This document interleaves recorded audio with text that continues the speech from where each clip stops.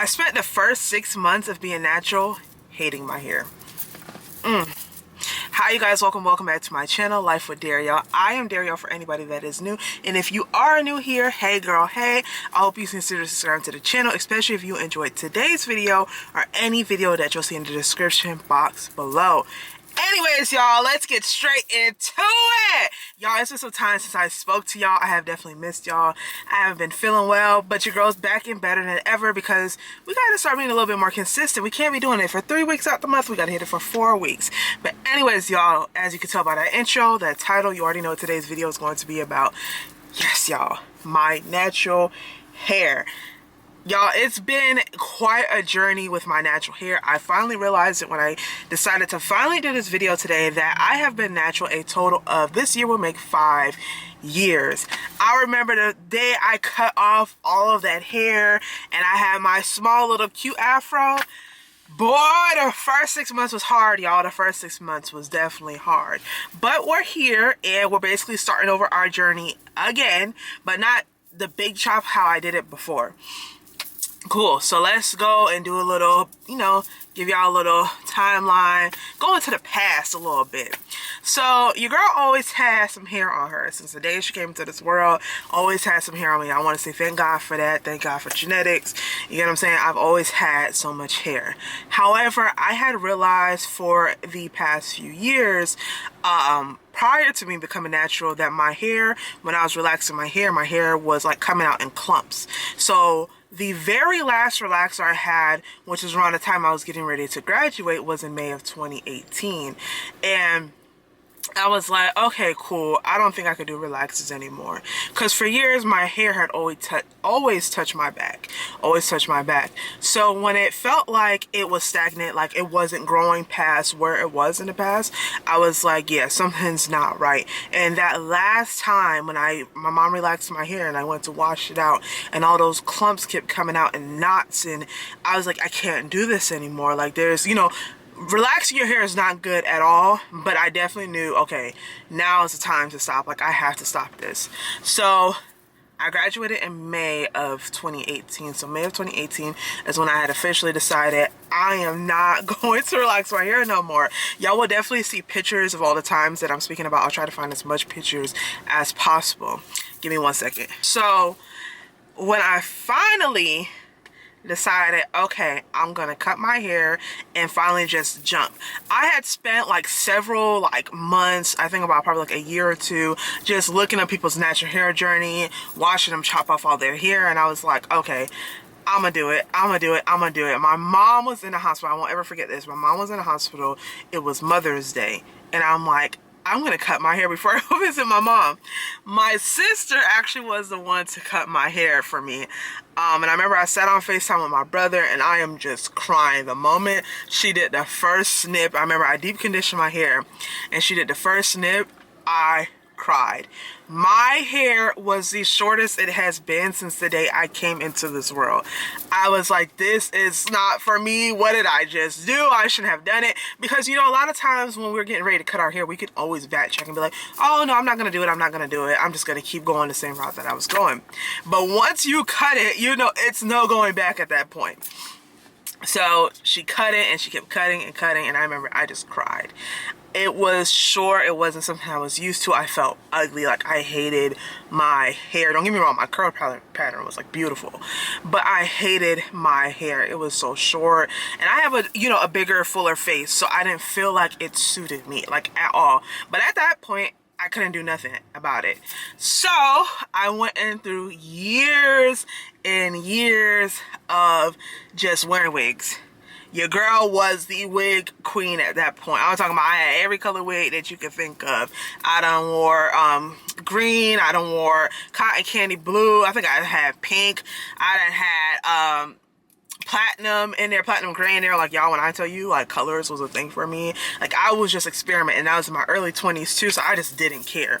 So when I finally started getting comfortable with my natural hair, I want to say it was probably around getting closer to the year mark being natural, because then that's when I actually started to see some growth in my actual natural hair. Like, I was starting to get a little bit of hang time. Like, I'm starting to actually be able to have the cute little high puffs now. It's not this short little mini fro. Like, y'all, I didn't know what to do with my hair at all. My sister had to help me. I didn't know what products to use. I didn't know nothing about defining your curls and putting all these different products in to get your curls to pop, because I have type 4 hair. So I thought when I was going to go natural, you know, you see people with the beautiful loose curls, and I thought that's how my hair was going to be. And even when I first cut my hair, I thought that's how my curls were going to look all the time. And baby, I got humbled very quickly. The moment, like, after my sister helped me define my hair, I'm literally telling y'all, my curls were finally fully dry. And I went to pick out my hair, and then you just started seeing, like, how puffy it was, and it was like, where's all the beautiful curls I just had like an hour ago, 2 hours ago? And it was just like, ugh. I remember I was cool to dude one time, and I met up with him, and I was like, I felt so ugly, but he liked it. That's like the first experience I ever had that men like actually seeing you with your natural hair. And yeah. And my mom, I remember when I went to go visit her after I cut my hair, she literally was like, you're lying, you did not cut your hair. And she put her hands in it. She's like, no, this is a wig, take it off. And I'm like, no, girl, I cut my hair. It's 100% cut. It's snip, snip, gotta regrow it. So being natural has definitely taught me a lot about myself, about my hair. My hair and I have had this love-hate relationship for quite some time. I'm very thankful and blessed to have the hair that I do. And I felt like I fell into this trap of just locking my hair away. I went from doing 2-strand twists. I used to 2-strand twist my hair a lot.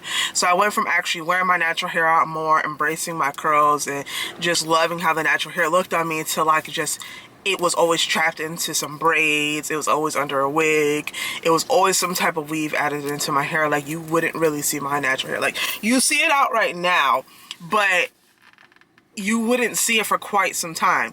And granted, yes, it did benefit me a lot. My hair did grow significantly doing that. However, when my hair recently got cut, like I told you guys in one of my prior videos, when I finally went and got a silk press, because I felt like my hair was going to be long enough to like really see the amount of work that I put in. Like, y'all, I've put in work. I was putting in work for the first 3, close to 4 years of me being natural. I'm talking about making my own hair mask, studying on products, making sure I'm doing everything possible to make sure my hair is growing the way and the rate that it needed to. And like I said, I'm going to keep on certain pictures so that y'all can see like what I'm really talking about. So when I finally decided to go do a silk press, one of my biggest regrets before getting a silk press is that I thought I did enough research. But I feel like I really should have paid attention to the person's videos that ended up doing my hair. We all heard the term scissor happy. And I know a lot of stylists like to say, oh, I show my clients before I cut their hair, blah, blah, blah. Yes. We agree at one length, but some way, somehow, that's not the length I just agreed on. Like, where's the rest of it? And I remember when it finally hit me that more of my hair was cut than I thought was cut, is my sister had been helping me. Like, I'm talking about, she was the one braiding my hair down. She was the one clipping my ends for me. Like, that was my sister. My mom used to help me 2-strand twist my hair at night after I would spend like hours washing my hair, deep conditioning my hair. My mom would be the person to like plait my hair up for me or twist my hair up for me, especially if I had an appointment the next day. They both came to the house, I believe it was on Thanksgiving of last year, and they were like, Darielle, where's the rest of your hair? And I'm sitting there dumbfounded, like, girl, what you talking about?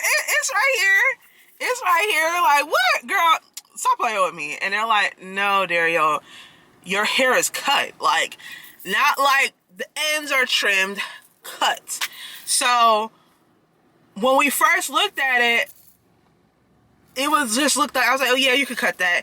But it was the ends. And I'm like, okay. And I hate when people try to tell people your natural hair is not healthy. Just because you're natural doesn't mean that your hair is healthy. Please stop telling people that. Please stop telling people when they get in y'all chairs, oh, you got to cut off all this hair because, you know, you're not taking care of your natural hair. Being that, no. Please stop doing that. I cannot stand when I hear people say that. A lot of people's hair is healthy. The problem is they're not keeping up with the trends because we tend to get braids a lot. We tend to get twists a lot. You know what I'm saying? But then you'll always see them say something so positive about people whose hairs are like teach people, educate people. And I'm like, there's no way like you would think my hair was that damaged because my sister was doing my trims. It's not like I was one of those people that spent like a year not getting a trim. Like, no, my sister was doing my trims, and I tried to keep up with at least every 5 to 6 months of getting my trims done. So I'm just kind of like, when I looked at that, I got so discouraged. I literally wanted to cry so bad, because I'm like, I feel like I spent so much time in my own hair, making it grow and all of that, just for like it to be trimmed more than I thought it was actually going to be trimmed. And that's why it's important that when you cut a little bit, show somebody. When you cut a little bit, show somebody. And when they agree on that one length, don't keep going to try to make it look even. That is what scissor happy is. It does not like, oh, well, no, this side don't look even. Now this side don't look even. Now you just keep cutting. Don't do that.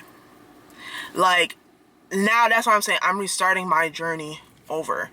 And it has been a task to regrow my hair, because I'm not used to putting in the work that I did. Because like I said, I spent so much time with my hair locked away for so long, with either under a wig or getting braids or getting some type of twist hairstyle, that I haven't really been doing my part personally of making my own hair mask again. And I'm like, okay, now let's get into, not back to that old natural self, but now let's really learn to embrace these curls. So I'm actually about to slap it back underneath a wig again this weekend, because your girl got a wedding to attend. So I'm trying to make sure that my hair is put away, because trying to do my own natural hair for an event, it just can be a lot.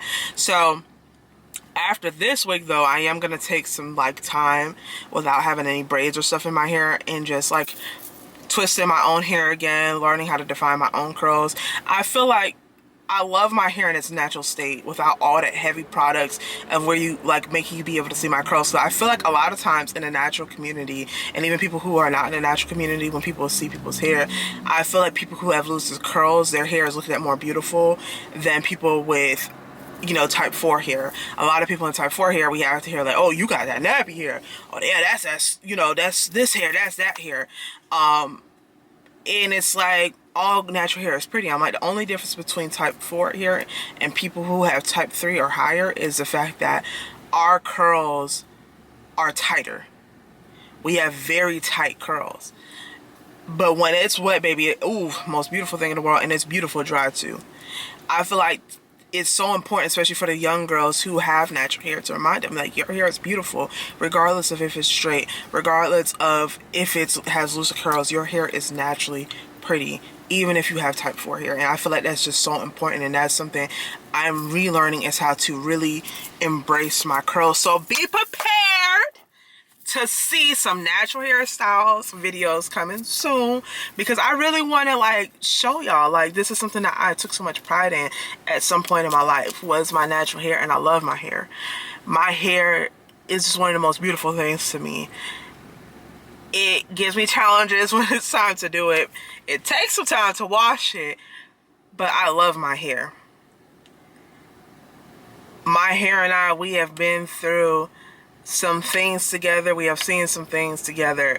And some of those ends that she did clip, I will thank her for that, because one thing I did say is I want to clip away some of the past trauma of the last person I was with. And I just, when she was cutting it, it's like, okay, cool. But then when I looked, I was like, dang, you cut off a little bit more.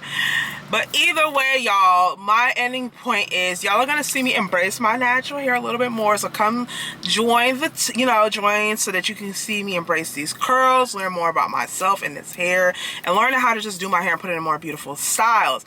I definitely hope that you guys consider liking, commenting, sharing, and subscribing to the fam bam, so that you can continuously grow with me, and that we can continuously look back on these videos and be like, dang girl, we done came so far. But anyways, you guys, I would love to hear about your natural hair journey, and just keep talking to you guys. Until next time, my beautiful people, peace.